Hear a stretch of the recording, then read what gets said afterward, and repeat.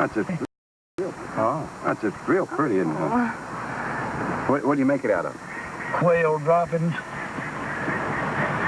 Droppings? Organic matter. Manure. It kind of makes you the Cartier of caca.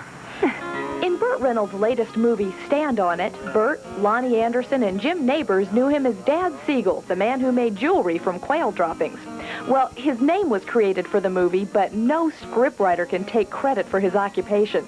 In real life, Franco Hill from Lockhart, South Carolina, is the world's most unusual jeweler. Franco Hill, the manure man of South Carolina. Now, that's not a very nice title, I know, but I figure if you never had no title in your life before, any title you got, it's better than no title at all. Frank didn't start out in the jewelry business using the usual diamonds and rubies. Instead, he decided on a more accessible raw material. His decision was only natural. You see, Frank used to own a quail farm, raising thousands of the little birds every year. Then, in the early 70s, the price of feed doubled. I was up in the birdhouse watching them birds eat that high-priced feed. It really seemed like he was eating it twice as fast and twice as much, and about all I was getting out the back end was a dropping, and I thought it'd be a good joke maybe if I'd, embed some of them in plastic and sell them to some of my Yankee friends, they'd always sold me a bunch of crap, seemed like. Everybody seemed to think it's great, See, it's the only article on the market today that I know of that's guaranteed to be 100% crap to start with. Hello, birds, partners. Frank has only a few quail left, but those birds provide him with all he needs for a booming business. His day starts early. The first one they let go of in the morning will be the biggest one that they drop all day long. He chooses only the best droppings. Then he dries them, bakes them in plastic, and attaches chain, pins, or cord. Then they're packaged in the quail dropping necklaces, tie tacks, and bolo ties are ready for market. Not the expensive jewelry stores, but the local Western Auto in nearby Union, South Carolina. See some of your quail droppings. Okay. What color would you like? Despite his low-key approach to marketing, word of Frank's bold new creations quickly spread. He was asked to appear on The Tonight Show with Johnny Carson last May, and Frank had his first taste of Hollywood.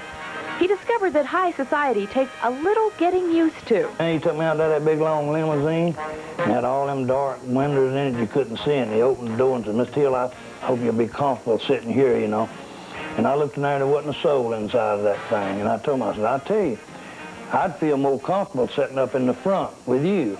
He said, what?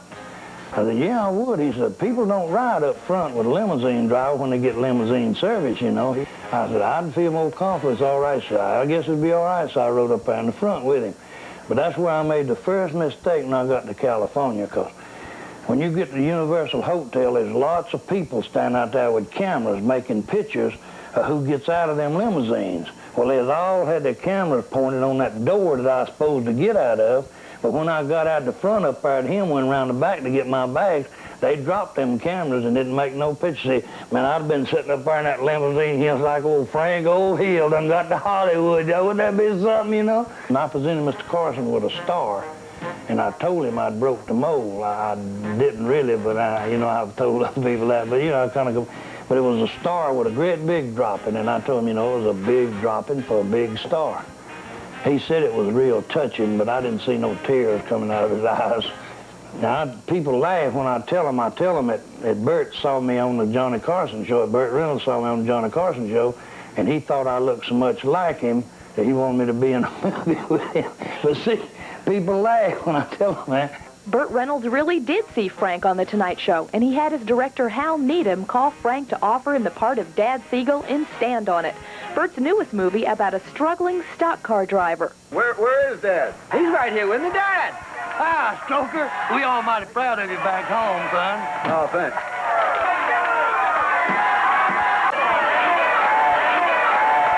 At least we was, but Hal called me and he asked me, he said, I thought it was somebody pulling my leg about the movie, but and talking about Burt Reynolds, and they wanted me to be in the movie, and Hal Needham, and I haven't been to the movies in a good while. I've been so busy, raising birds and getting up droppings and making manure, jewelry out of manure. So he said, have you seen any movies lately? I said, well, I saw Gone with the Wind.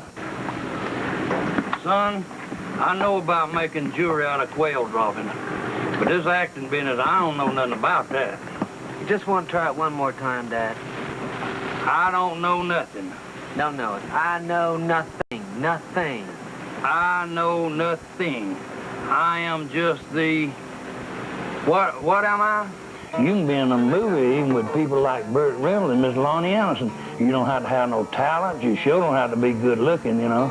And I get around them people, I feel just exactly like that dog I used to have felt. I used to have a dog. I used to carry to all the dog shows. I knowed it wouldn't win no prize, but I knowed he'd get to meet and smell of some of the nicest dogs in the world when it got there, you know. Frank's a success now, but not without having some close calls along the way. His wife nearly shut down his business once, just as it was getting off the ground. Yeah, I almost went out of business when I first went in business. My wife came home early one day, and I had the bread pans full of these droppings, getting the moisture out of them. You have to dry them out, you know, and she didn't take to that at all. I just opened the oven door for something and saw them, and I didn't know what they were. I had to buy a whole new set of bread pans. I thought I was going to have to buy a new stove for a little bit. But he'd come back in again with some more, and I had the oven sprayed. Well, the business survived, and now Frank has shown his jewelry on nationwide TV and even in the movies. So all he has to do is sit back and let the orders pile up. But Frank doesn't want his business to get too big. I really don't want to sell a whole lot of it, because if you spend too much time in the manure factory, you get to smelling bad after a certain length of time, you know.